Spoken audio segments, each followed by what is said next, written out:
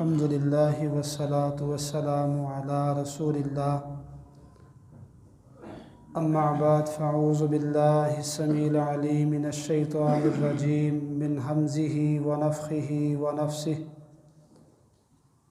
व क़ज़ा रब्बुका अल्ला तअबुदू इल्ला इय्याहु व बिल वालिदैनि इहसाना। सामईन मुहतरम, पिछले दरसों में हमने अल्लाह के हकूक़ उनको बयान किया है, उसके बाद अल्लाह के रसूल सल्लल्लाहु अलैहि वसल्लम का हक़ बयान किया है। आज के दरस में हम हकूक़ वालिदैन का ज़िक्र करेंगे। अल्लाह रब्बुल आलमीन का कुरान है, फरमाया वक़ज़ा रब्बुका अल्ला तअबुदू इल्ला इय्याहु व बिल वालिदैनि इहसाना। और तुम्हारे रब ने फ़ैसला किया है, हुक्म दिया है कि तुम मेरी ही इबादत करो, मेरे साथ किसी एक को भी शरीक ना बनाओ। फरमाया इल्ला इय्याहु व बिल वालिदैनि इहसाना।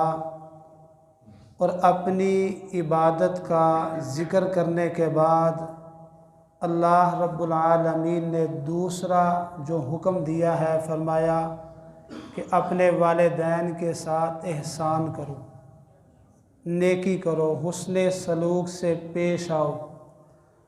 फरमाया अगर दोनों में से एक या दोनों बुढ़ापे की उम्र में पहुंच जाएं, माँ बाप दोनों या दोनों में से एक बुढ़ापे की उम्र को पहुंच जाएं, फ़ला तकुल्लहुमा उफ़्फ़िन वला तन्हरहुमा, तो उन्हें उफ़ भी नहीं कहना और ना ही उनको झिड़कना है।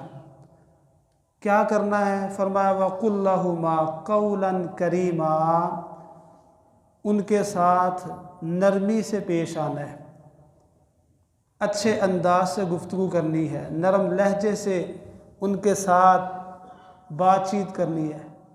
फरमाया वख़्फ़िज़ लहुमा जनाह ज़ुल्लि मिनर रहमा, और उनके आगे अपने बाजुओं को झुका देना है, अपने बाजुओं को फैला देना है, झुका देना है, खम कर देना अपने आप को। अल्लाह रब्बुल आलमीन ने अपनी इबादत के बाद ये दूसरा हुक्म वालिदैन के साथ एहसान करने का फरमाया है, और साथ साथ फरमाया उनके लिए दुआएं भी करनी है। क्या दुआएं करनी है? वक़ुर रब्बिरहमहुमा कमा रब्बयानी सगीरा। ऐ अल्लाह, जिस तरह उन्होंने बचपन में मेरी परवरिश की, मेरी देखभाल की, मेरे साथ वो नरमी से शफ़क़त से पेश आए, अल्लाह आज वो बूढ़े हो गए हैं, अल्लाह उन पर रहम फरमा। ये दुआएं करनी है। ये हक़ उन लोगों के ऊपर भी है जिनके वालिदैन ज़िंदा हैं, और जिनके वालिदैन दुनिया से चले गए हैं उनके लिए भी हक़ बनता है कि उनको अपनी दुआओं में याद रखें, अपनी दुआओं में याद रखें।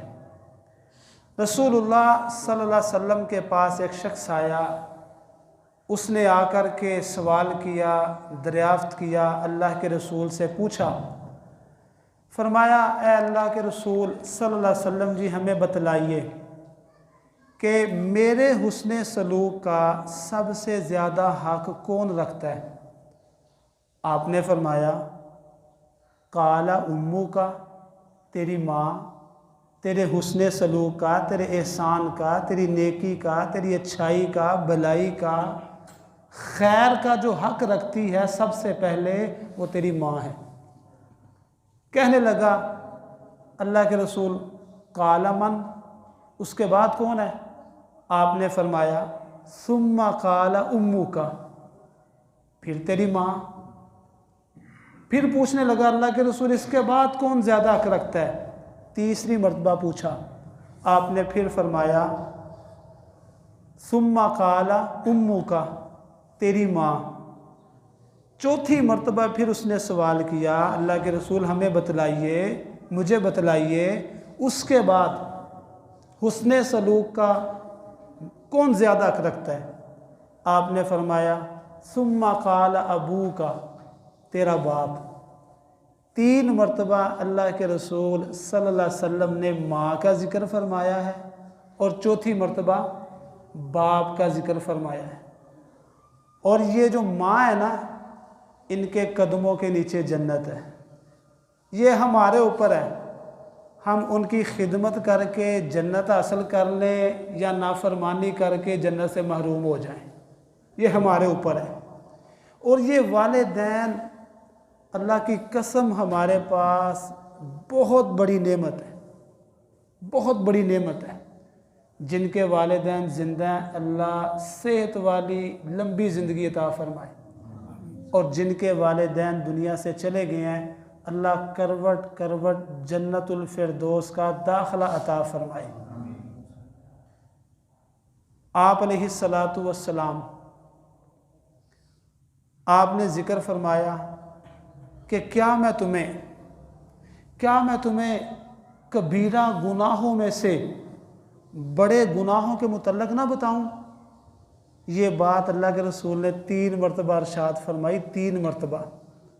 सहाबा इकराम ने कहा क्यों नहीं अल्लाह के रसूल, ज़रूर बतलाइए। आपने फरमाया सबसे पहली बात, बड़े गुनाहों में से बड़ा गुनाह अल्लाह के साथ किसी को शरीक बनाना, ये कबीरा गुनाहों में से बड़ा गुनाह है। फिर आपने फरमाया वालिदैन की नाफरमानी करना, ये कबीरा गुनाहों में से बड़ा गुनाह है। उनकी बात ना मानना, उनकी खिदमत ना करना, उनसे इजाज़त लेकर ना आना जाना, अपनी मर्ज़ी करना। फरमाया वालिदैन की नाफरमानी करना, उनकी बात ना मानना, उनकी बात ना सुनना, उनसे अच्छे एहतियात से, अच्छी और नरमी के साथ गुफ्तगू ना करना, ये नाफरमानी है, कबीरा गुनाह है। फिर आपने फरमाया, आप सल्लल्लाहु अलैहि वसल्लम, सहाबाए किराम अर्ज़ करते हैं कि अल्लाह के रसूल तकिए के साथ टेक लगाए हुए थे, तो आपने वो तकिए से टेक उठाई। आपने फरमाया तीसरी बात, झूठ बोलना, झूठी गवाही देना, झूठ बोलना, झूठी गवाही देना, झूठ बोलना, झूठी गवाही देना। ये एक सहाबी रसूल कहते हैं, मेरे दिल में ख्याल आया, मैंने महसूस किया इस बात पर अल्लाह के रसूल अब खामोश नहीं होंगे। झूठ बोलना और झूठी गवाही देना इतना नापसंद था अल्लाह के रसूल सल्लल्लाहु अलैहि वसल्लम को। आप अलैहिस्सलातु वस्सलाम, अल्लाह के रसूल की हदीस, आखिरी हदीस, अल्लाह के रसूल ने फरमाया इन्नल्लाह अज़्ज़ा व जल हर्रमा अलैकुम उकूकुल उम्महात, बेशक अल्लाह अज़्ज़ा व जल ने फरमाया है, अल्लाह फरमाते हैं कि अपनी माँओं को तकलीफ़ ना पहुँचाओ। पहली बात हराम करार दिया। इस हदीस में अल्लाह रब्बुल आलमीन ने माँओं को ईज़ा देना, तकलीफ़ पहुँचाना, गम पहुँचाना हराम करार दिया है। दूसरी बात, इस हदीस में आपने फरमाया लड़कियों को ज़िंदा दफन ना करो, रिज़्क़ की वजह से लड़कियों को ज़िंदा दरगोर ना करना, इसको हराम करार दिया। तीसरी बात आपने फरमाया कंजूसी नहीं करनी, इसको भी हराम करार दिया है। और चौथी बात आपने फरमाया भीख नहीं मांगना, भीख नहीं मांगना। अगली बात रसूलुल्लाह सल्लल्लाहु अलैहि वसल्लम ने फरमाया कीला व काला, फजूलियात से बच जाओ। ऐसे ही फजूल बैठे बैठे गुफ्तगू करते रहना, जाने अनजाने में, मजाक में अपनी ज़ुबान से गलत अल्फाज निकालते रहना, इसको भी अल्लाह के रसूल ने मना फरमाया, अल्लाह रब्बुल आलमीन ने मना फरमाया।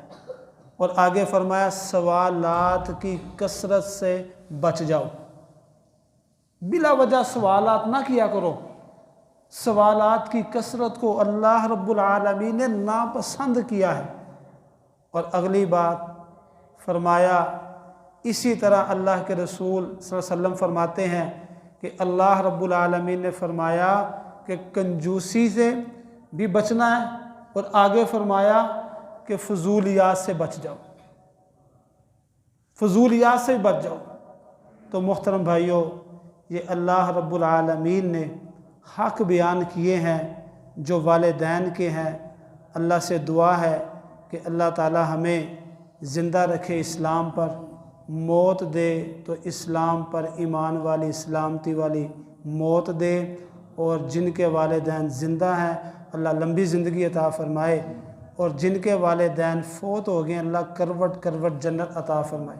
एक सहाबी पूछते हैं अल्लाह के रसूल, अगर मेरे वालिदैन फ़ौत हो जाएं तो फिर मैं उनके साथ उसने सलूक कैसे करूं, नेकी कैसे करूं?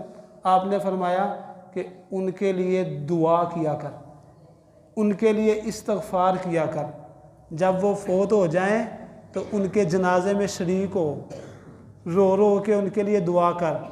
और उसके बाद जो उनके करीबी हैं उनसे ताल्लुक़ अच्छा रखो, सिला रहमी करो, मामूओं के साथ, खालाओं के साथ, चाचुओं के साथ, यानी कि जो रिश्ते माँ बाप के साथ जुड़ते हैं उनके साथ सिला रहमी करो, नेकी करो, उनसे मेल मिलाप रखो, उनसे मिला करो।